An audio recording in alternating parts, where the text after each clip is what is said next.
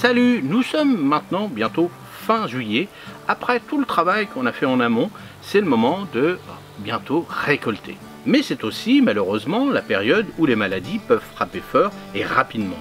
On l'a vu avec mes tomates et le mildiou, mais aujourd'hui on va pas se lamenter, mais au contraire on va mettre un plan d'attaque. Et avec tous les commentaires que vous m'avez donnés sous la vidéo des tomates, j'ai bien reçu vos messages, donc vous allez voir dans la partie de cette vidéo, je vais vous donner vos idées, vos astuces que vous m'avez proposées. Je vais vous donner mes meilleures astuces naturelles et de bricolage pour garder l'espoir de récolter un maximum de nos précieux légumes. Allez, c'est parti, on y va!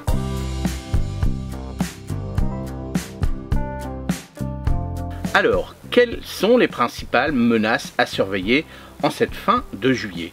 Bien sûr, le grand classique, le mildiou. On en a parlé beaucoup avec les tomates, mais attention, il peut attaquer d'autres légumes comme la pomme de terre. Attention, le mildiou, il va directement aux tubercules, à vos courgettes ou vos potirons. Il se manifeste par ces taches brunes et huileuses qui se dessèchent. Autre star de la saison, l'oïdium. Celui-ci, on le repère facilement, il couvre les feuilles d'un espèce cotonneux farineux sur les feuilles de vos courgettes, concombres, melons et parfois même de vos courges. Il adore la chaleur et les alternances de sec et humide. Et puis, il y a le botrytis ou la moisissure grise.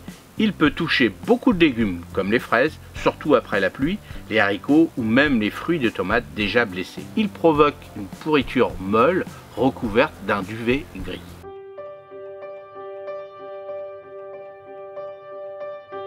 Alors, comment éviter que ces maladies s'installent ou se propagent? La première ligne de défense, c'est la prévention, aération et espacement. Comme Harry l'a souligné, c'est fondamental.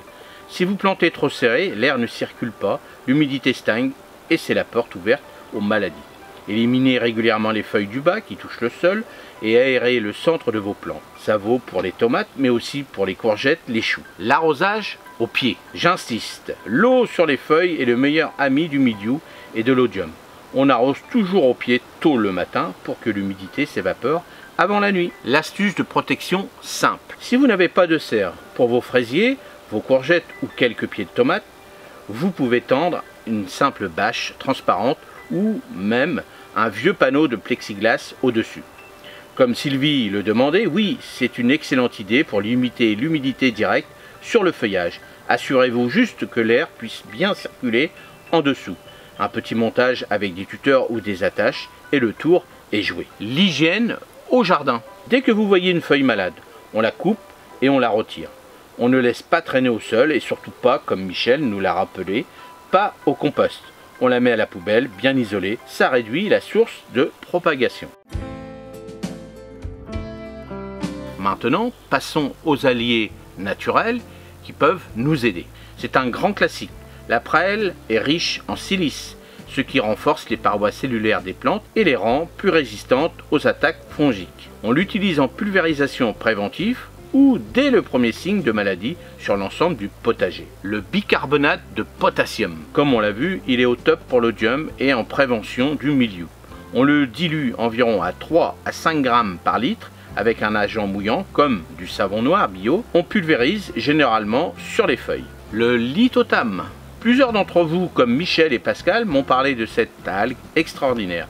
Riche en minéraux, avec un pH élevé, elle modifie l'environnement à la surface de la plante, rend la vie dure aux pathogènes. Je suis en train de me renseigner plus en profondeur sur son utilisation, mais c'est une piste très prometteuse pour renforcer la résistance de nos plants. La consoude, pour redonner de la vigueur à vos plantes stressées par la maladie ou la taille, rien de tel qu'un bon purin de consoude dilué au pied. Elle est pleine de potassium et d'oligo-éléments qui boostent la plante. Ces solutions sont à utiliser régulièrement, surtout en période pluvieuse et dès lors que les signes apparaissent. Malgré les difficultés, il faut garder le moral. Comme dit Hervé, le jardinage c'est aussi apprendre à gérer les imprévus. J'ai eu la chance de récolter mes premières marmandes et noires de Crimée, super survivantes, et je suis sûr que vous aussi, vous pourrez sauver une partie de vos récoltes. Et pour ceux qui ont déjà des fruits qui commencent à peine à mûrir, et que vous voulez sauver des maladies, l'astuce de Maggie est géniale. Cueillez-les et mettez-les dans un sac en papier avec une pomme ou une banane. Elles finiront de mûrir tranquillement à l'intérieur. Nos potagers sont des sources de joie, de nourriture, mais aussi d'apprentissage. Chaque défi nous rend plus forts et plus expérimentés pour la saison suivante. N'abandonnez jamais, vos efforts seront récompensés.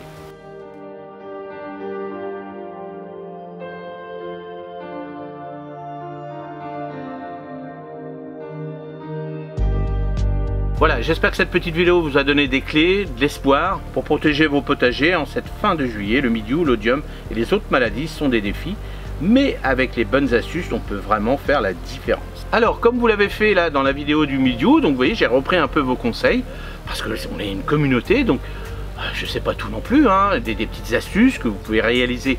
Alors, toujours en fonction de vos régions, en fonction de votre sol, si vous êtes sous un tunnel, si vous êtes à l'extérieur. J'espère que cette vidéo vous a donné des petits conseils comme ça.